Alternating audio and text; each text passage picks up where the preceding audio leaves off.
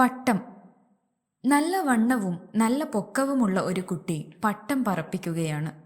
പെട്ടെന്ന് പട്ടം ഒരു മരത്തിന്റെ അറ്റത്തെ കൊമ്പിൽ തങ്ങി. ഒരു കരടിക്കുട്ടി ആ മരത്തിന്മേലിരിക്കുന്നുണ്ട്. മനുഷ്യക്കുട്ടി ആ കരടിയോട് പറഞ്ഞു, "ആ പട്ടം ഒന്ന് താഴെയിട്ടു തരൂ." കരടിക്കുട്ടിക്ക് മനുഷ്യരുടെ ഭാഷയറിയില്ല. അതിനാൽ അവൻ കുട്ടിയുടെ നേരെ മിഴിച്ചു നോക്കിക്കൊണ്ട് ഇളിച്ചു കാട്ടി. "നീ എടുത്തു തന്നില്ലെങ്കിൽ വേണ്ട, ഞാൻ തന്നെ കയറി വന്നെടുക്കാം." കുട്ടി വിളിച്ചു പറഞ്ഞുകൊണ്ട് മരത്തിന്മേലേക്ക് കയറാൻ തുടങ്ങി.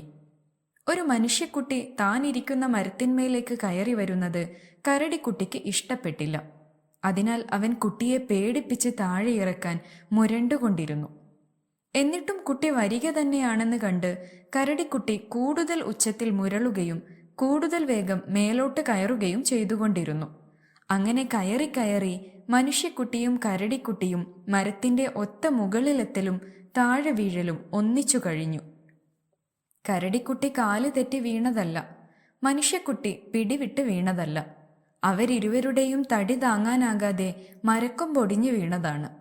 വീണ ഉടനെ ഇടവും വലവും നോക്കാതെ കരടിക്കുട്ടി പാഞ്ഞു. പട്ടമെടുത്ത് ആകാവുന്നത്ര വേഗം മനുഷ്യക്കുട്ടിയും വീട്ടിലേക്കോടി.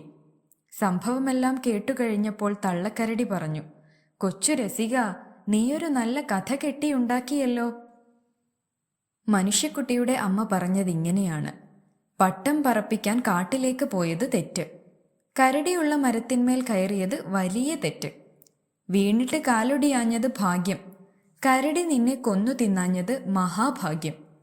കുഞ്ഞുണ്ണിമാഷ്.